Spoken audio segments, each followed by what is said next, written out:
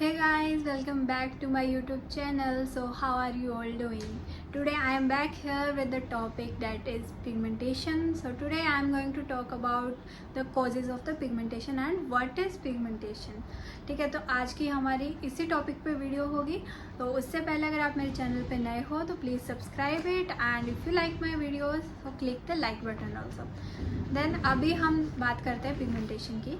तो पहले अगर हम देखें कि पिगमेंटेशन क्या होती है और वो क्यों आती है, तो क्या होता है, जो हमारी स्किन है ना उसमें मेलानोसाइट्स होते हैं. स्किन की जो लेयर होती है उसमें मेलानोसाइट्स होता है जो कि मेलानिन प्रोड्यूस करते हैं, जिससे हमारी स्किन को कलर मिलता है. जैसे अगर जो आप देखोगे जो फेयर लोग होते हैं ना उनमें मेलानिन प्रोडक्शन कम होता है और जो डार्कर टोन वाले होते हैं उनमें मेलानिन का जो प्रोडक्शन है वो ज़्यादा होता है. ठीक है, तो पिगमेंटेशन क्यों आती है? जब एक्सेसिव मेलानिन प्रोडक्शन होने लगे आपकी स्किन का और आपकी प्रॉपर केयर नहीं हो रही है स्किन वगैरह की या फिर आपके न्यूट्रिशन की, तो फिर आपको पिगमेंटेशन देखने को मिलती हैं.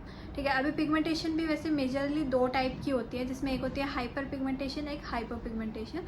तो आज इसमें हाइपर पिगमेंटेशन के बारे में बात करने वाले हैं, जिसमें हमारा 3 टाइप आते हैं. एक होता है फ्रेकल्स, दूसरा होता है हमारा melasma and third one is क्लाज्मा.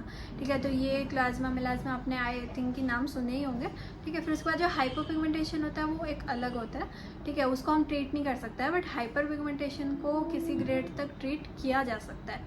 तो फिर उसमें भी अगर देखें तो फ्रेकल्स क्या होता है ना कि brown brown small small spots आने लगते हैं आपके चेहरे पे. वो ज़्यादातर होता है कि यूवी लाइट से आपको ज़्यादा एक्सपोजर रहता है, आप अपनी स्किन को प्रोटेक्ट नहीं करते हो.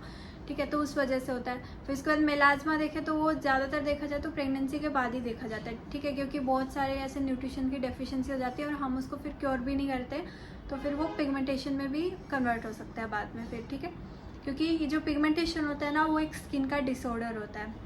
ओके, फिर उसके बाद हम देखें थर्ड जो है क्लाज्मा, वो भी एक ऐसे लीवर स्पॉट्स की तरह आते हैं हमारे चेहरे पर. जो मेलाज्मा होती है वो बटरफ्लाई स्पॉट्स की तरह आती है. तो जो क्लाज्मा होता है वो लीवर स्पॉट की तरह होता है. ठीक है, ये भी सनरेज या फिर हार्मोनल चेंजेस की वजह से होता है और ये पिगमेंटेशन मतलब ऐसे एज पे डिपेंड करती है. ठीक है, बाद में एजिंग क्लाइंट्स को ज़्यादातर क्लाज्मा देखने को मिल सकता है. फिर उसके बाद अभी हम बात करेंगे हमारे मेन की कॉजेज़, इसके कितने कॉजेज़ हैं और वो क्या है. तो इसमें सबसे पहला आता है सनरेज का, क्योंकि जैसे मैंने आपको पहले ही बोला है ना कि मेलानिन ज़्यादा प्रोड्यूस होने लगता है. तो बहुत ज़्यादा मेलानिन ज़्यादातर जब प्रोड्यूस होता है जब हम सनरेज में जाते हैं. ठीक है, जब यूवी लाइट का जो एक्सपोजर होता है वो ज़्यादा रहता है, तो क्योंकि वो हार्मफुल रेज भी होती है, सन से हमें हार्मफुल रेज भी मिलती है, तो उसमें क्या होगा ना, जो मेलानोसाइट्स होते हैं वो ज़्यादा एक्टिव होंगे और ज़्यादा मेलानिन प्रोड्यूस करेंगे. ठीक है, इसलिए आप देखोगे टैन भी है ना ज़्यादातर इसीलिए होता है. ठीक है, फिर उसके बाद अभी हम देखें ना तो जब हम SPF नहीं लगा रहे हैं, हमारी स्किन को प्रोटेक्ट नहीं कर रहे हैं और हम सोच रहे हैं कि क्या कुछ नहीं होगा, बट वो बाद में फिर है ना इतना ज़्यादा हार्ड हो जाएगा कि वो पिगमेंटेशन में कन्वर्ट हो जाता है. तो फर्स्ट हमारा रीज़न सनरेज होता है, तो इसलिए हमें SPF लगाना इज़ मस्ट. फिर उसके बाद सेकेंड रीज़न देखें वो आता है excessive using of lightning creams.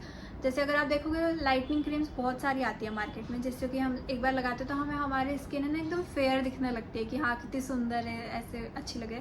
But वो टेम्प्रेरी लगती है.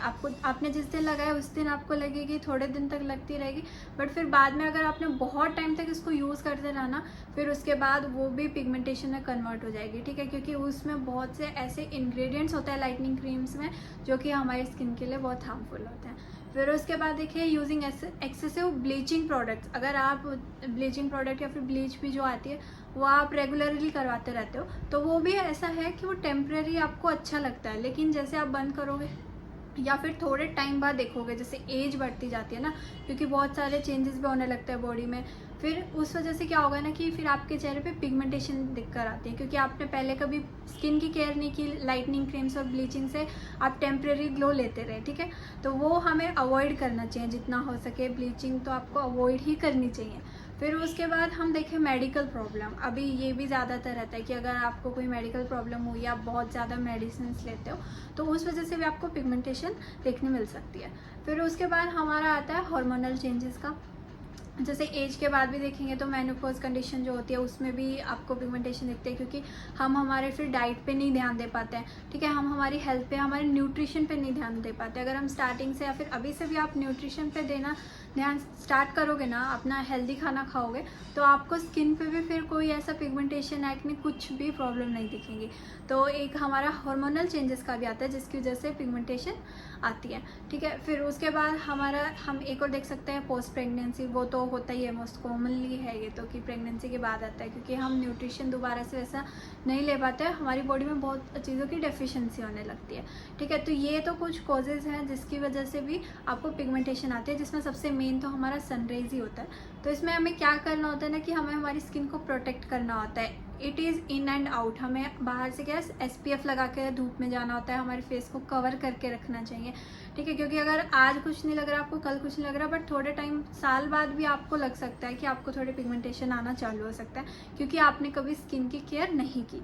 ठीक है, फिर उसके बाद में वो थोड़ा मुश्किल होता है, क्योंकि आपको फिर बहुत ध्यान देना पड़ता है आपके, और फिर आप टेंशन भी हो जाती है कि मेरा फेस ऐसा हो गया। तो अभी से ध्यान देना स्टार्ट करोगे तो बाद में आपको कोई भी दिक्कत नहीं होगी। ठीक है, फिर उसके बाद जैसे कि हमने बात किया, तो आउट के लिए हमें SPF लगाना चाहिए, प्रॉपर हमें क्लिनजिंग करनी चाहिए, हमारे चेहरा क्लीन रखना चाहिए, और इंटरनली देखें तो हमें हमारे न्यूट्रिशन पे ध्यान देना चाहिए। ये सबसे मेन पार्ट होता है। ठीक है, जब आपका न्यूट्रिशन, आपकी डाइट अच्छी होगी, हेल्दी खाना खाओगे ना, तो उसी का रिजल्ट आपको आपकी स्किन पर दिख कर आएगा। ठीक है, तो ये हमारा मेन टॉपिक था कि जो पिगमेंटेशन होती है वो क्यों आती है। ठीक है, उसके कॉजेज़ की हमने बात की। तो अगर आपको उसको प्रिवेंट करना है तो आपको यही करना चाहिए कि आप अपने स्किन को प्रोटेक्ट करो, और इंटरनली भी अपना खाने का, न्यूट्रिशन का ध्यान दो। ठीक है, अभी हम नेक्स्ट वीडियो में जल्दी मिलेंगे, जो कि अलग बहुत अच्छी एक अच्छे टॉपिक के साथ होगी। Till then, bye bye.